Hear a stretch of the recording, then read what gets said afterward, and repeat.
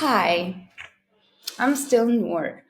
Welcome to my peaceful mountain life, where my neighbor turned nosiness into an Olympic sport.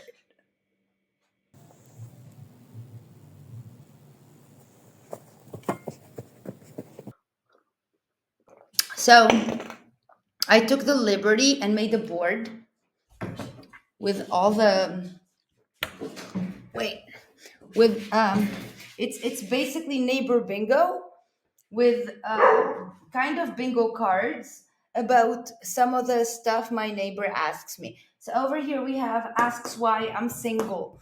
If I answer that, it leads to more questions.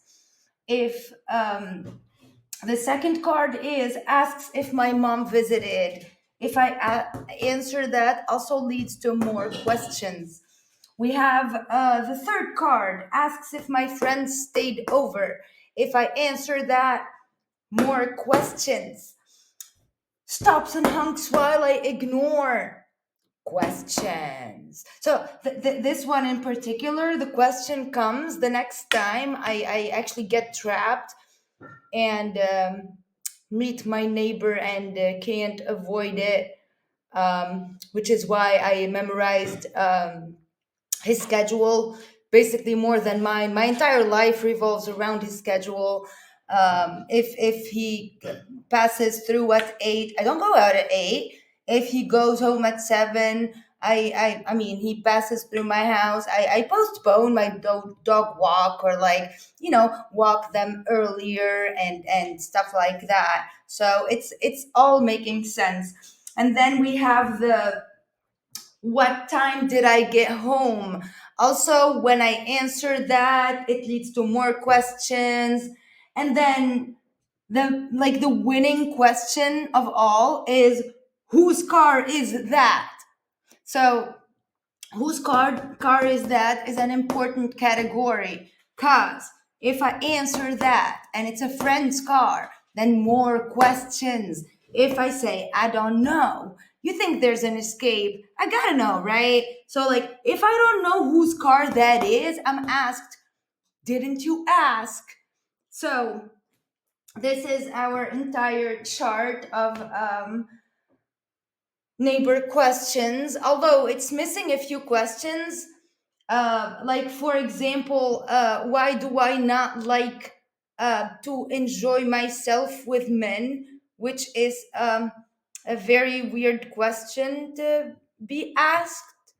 Um, and Yeah, I felt very weird saying it too. So that's the most important questions. There's also the we gotta add this to the board. We also have the if someone is talking to me in front of my house, we have the card that could go between these two, and that is, who are you? And that also leads to more questions, because who are you? What are you doing here?